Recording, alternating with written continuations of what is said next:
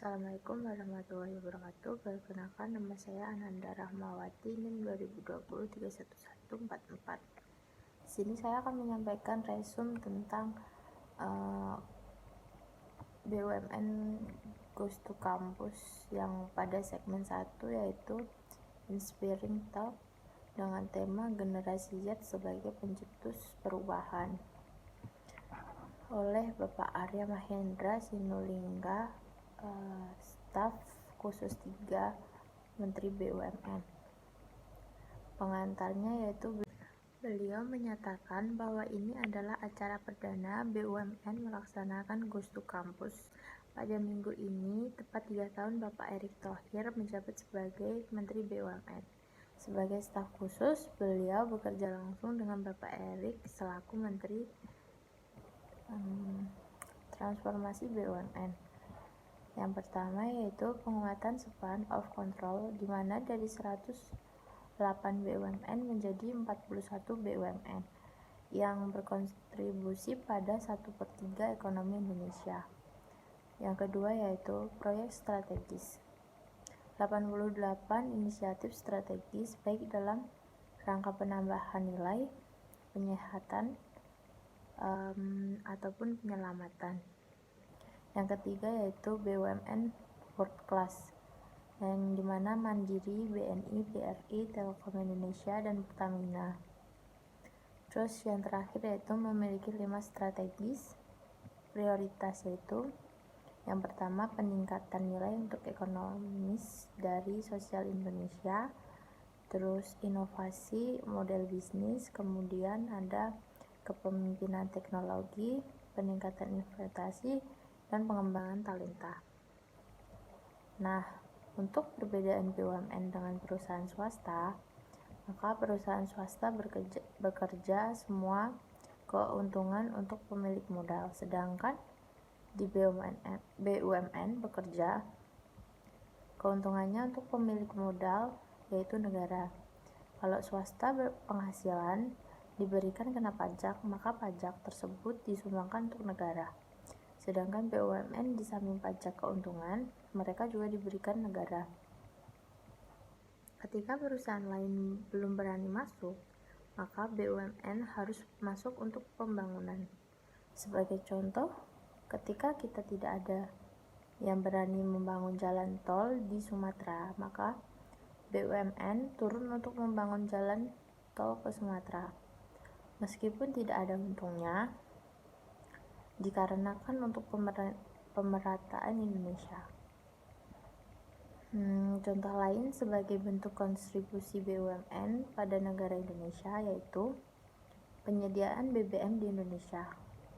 Nah, untuk pembuatan kapal dan bagian pelayaran di Indonesia, sebagai contohnya ASDN dan Pelni dan lainnya. Dari itu, jika dibandingkan dengan perusahaan milik swasta, mereka tidak akan berani masuk dan bekerja dikarenakan tidak dapat keuntungan. Segala sesuatu yang perusahaan swasta berani membangun apapun di Indonesia, maka yang mengerjakan adalah BUMN. Itulah perbedaan BUMN dan swasta. Pencapaian dan perubahan BUMN selama 3 tahun ini. Beberapa pencapaian dan perubahan BUMN yaitu tahun ini BUMN sudah hampir 3 tahun bekerja, telah menyumbang APBN yang besarnya 1.200 triliun untuk pembangunan, pendidikan, sekolah, sosial, dan untuk ASN, sekalipun BUMN juga melakukan perampingan pada jumlahnya, yaitu dari 108 menjadi 41 BUMN, dikarenakan mengalami kesulitan pada pengawasan. Bapak Erick juga melakukan perubahan dalam segi SDM pada BUMN, yaitu ruang pekerjaan diberikan kepada milenial dan perempuan, di mana belum memberikan kebijakan sampai tahun depan BUMN harus mempunyai 10% direktur milenial, serta peluang perempuan menjadi direktur sampai tahun 2023 adalah 25%. Kontribusi dan langkah BUMN dalam Corona Indonesia. Sejak wabah Corona tahun 2020, BUMN hampir tidak ada melakukan PHK karyawannya. Namun, selama Corona dilakukan konsolidasi keuntungan BUMN 2020 sampai 2021 hanya naik 3%, tetapi keuntungan bersihnya naik hampir 1000%. Maka dari itu, BUMN melakukan banyak perubahan. Selama Corona, BUMN memiliki peran besar. Salah satunya yaitu berselang 2 bulan wabah Corona masuk ke Indonesia, Bapak Erik melakukan negosiasi dengan negara Cina untuk vaksinasi. Dan pada bulan Juni, Indonesia merupakan salah satu negara yang menjadi tes ketiga untuk vaksin. Tantangan terbesar dalam kemajuan, menjaga proaktivitas yang konsisten.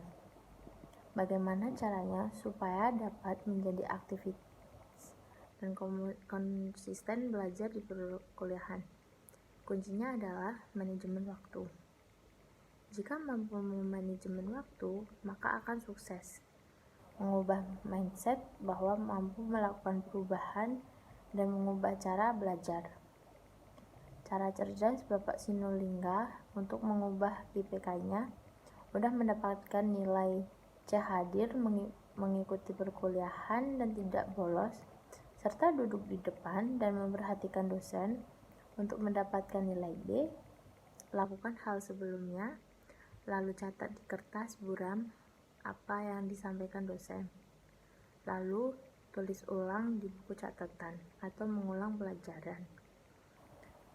Untuk mendapatkan nilai A, konsisten lakukan hal yang sebelumnya dan mencoba untuk mengajari teman. Tidak ada perubahan kualitas jika tidak ada perubahan kuantitas. Jangan berharap untuk mendapatkan nilai yang baik jika tidak mempersiapkannya dengan belajar di jauh hari. Bentuklah personal branding di mana terdapat 3 hal yang membentuknya, yaitu keikhlasan, konsistensi, dan relevansi. Juga untuk bisa maju, seimbangkan hard skill atau akademik dan soft skill organisasi atau komunitas sebagai mahasiswa. Sekian dari saya. Wassalamualaikum warahmatullahi wabarakatuh.